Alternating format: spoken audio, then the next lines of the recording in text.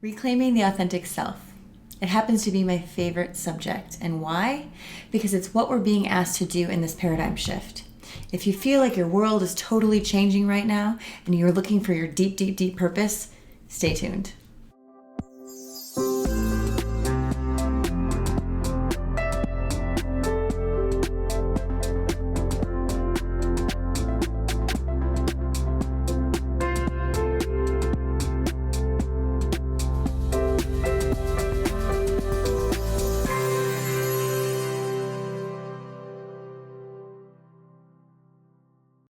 Hey guys, welcome to my channel. If you're new, please click the little subscribe button and the bell to receive notification when I release new videos.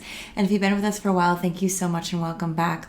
I also want to just mention my Truth Room membership, my monthly membership where I've got years of archived information, videos, meditations, lessons, spiritual tools, and a live call every Friday. Check us out. It is the tribe you've never found and always been looking for. It's the place where you can sacredly be your authentic self, be seen, heard, gotten, and empowered. So check out the Truth Room. We're there for you every Friday and beyond. So let's dive into this. This has been coming up a lot lately as I feel finally the divine timing is now to release my book, and I'm going to be doing that soon. I know I keep flirting with the idea, but it is happening. It is happening, it's happening, it's happening. And what is it about? It's about being born awake. This video is for everybody, but I really want to focus on one specific thing. Those of us who have felt like we were fighting the fucking system our entire lives, fighting something, feeling unsafe in the world, feeling ungotten in the world, feeling like nobody's going to let me be me. That anger and frustration that came up in you as a kid probably, or maybe you suppressed it, repressed it, and then feel like you don't know what you feel. This is you. We have to understand that what happened to our authentic selves was absolutely not your fault, and it's not personal in any way. It was the state of the world, our system. Our parents, we have to understand, no matter if you're my age, 20 years younger, 20 years older, same thing, same vibe. Our parents didn't have YouTube. They didn't have Google. We're like, oh, hey, what's going on with the inner work? They didn't have a bunch of us out there now being like, this is what's going on, right? They didn't go to the library and Google self-help. They weren't doing that. They were good little boys and girls. They were going to school, Googling the shit that their teachers told them to look for, which was history, geography, things like that. Life lessons, shit we need in the world, right? Not shit we need in our inner world. So it's different. It's different. So what so many of us have to understand, when we were young and developing, our authenticity got arrested. It got taken from us. So often my clients, self included, they come to me and they say, oh my God, I'm just so afraid to shine because it'll be taken from me. I can't tell you how much that resonates with my own soul. I remember being a kid and being like, I'm just afraid someone will take me from me. And there's many, many, many examples I share in my classes about this. But for the purpose of this video, let's go into it for you. You were taken because either someone said the way that you act, the way that you think, the way that you feel is not okay. You may not have fit in a box. Maybe you're gay. Maybe you're ADD like I was. Maybe you're a minority in some way. You didn't fit into these boxes of what society says is the best version or what you should be, right? I fit into that. Most people, when I was going through my healing and I started sharing all this, people were like, what are you talking about? You have a perfect life. I'm like, what, because it looks that way?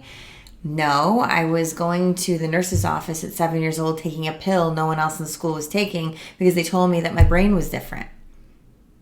What I see it as, ADHD, is attention dialed to a higher dimension. I was thinking about other things that I already know what this shit is. I want to go elsewhere. I want to have this vision of my life. I want to be in the imagination world because fantasy is much better than that school reality where I'm sitting there reading a book about math and I've already got the problem done in my head. Sorry, wasn't doing it your way, so it must be the wrong way, right? I have so many clients now. I have this one client I'm thinking about in general. She's 50, and she struggles with her gender identity because she's like, I still at this age don't know where I fit. And I'm like, who cares? Why does it matter? Because we're told to put ourselves in boxes and be defined by something so we can make sense of ourselves. But how about this? Making sense of yourself is just being without boxes. And so back to my story. So you're young, something's wrong with you. Your emotions aren't matching up with your parent because your parent hasn't done their inner work. So anytime you're being your authentic self, it's triggering them because they had to abandon theirs a long time ago. So now they won't let you be you. You know what I'm saying? It's kind of society at large. Also, your parents are probably living in alignment with what society says is successful, and they just want you to be successful. So you have to go to college and abandon your dreams. You know what I'm saying? So we had to abandon the authentic self to be enough, to be loved, to be safe. Then we fear the authentic self. If I'm being who I am or I follow my heart, shit, not safe, not lovable, not enough. We look externally. We attach to things and people externally to feel like we're enough because we're so afraid to just be enough on our own because we were taught that that's not true. So don't even explore that. Don't even go into your real feelings. You know how you guys, I say all day long, get real about how you feel so you can heal. That is how we heal. But until we get there, we think it's scary. It's scary. I need to live externally. But guess what? Living externally never makes you feel empowered. It actually makes you powerless because now you're buying into these beliefs that I'm not enough. Oh my God, I need medication. Oh my God, I need to depend on this. All these things are disempowering you. True empowerment comes when you get off these pseudo necessities that you've had to adopt to be enough. Stop weighing yourself. Stop taking the medication if you don't really need it. Stop measuring things based on others' opinions. Let your body and your brain be what it is. If I didn't do that for myself, I wouldn't have any videos. I think different. You guys know that. That's why you watch them. It's a different idea.